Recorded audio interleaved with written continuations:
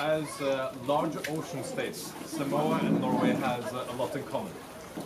We are very linked to the ocean through our culture, and we have the opportunity of standing together on many issues that are important to both Samoa and to Norway.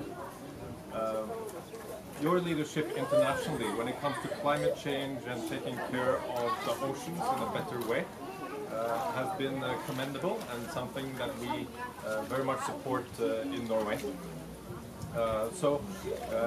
Here in this village we are able to see some of the consequences of the rising sea level and climate change. So that's been very interesting to be able to see firsthand like this here. We have been very warmly greeted by the head of state and the Prime Minister and also by the Deputy Prime Minister that is accompanying us here. We are very happy about this visit.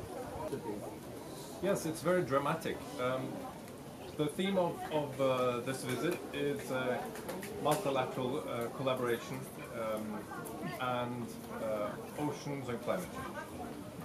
And here we see a lot of the consequences, even though I think these Pacific islands have contributed very little to creating the problem.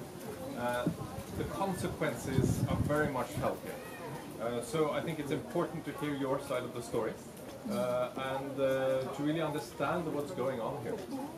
Because our planet is unfortunately a bit out of balance, and we need to work hard in order to do as much as we can to rebalance it.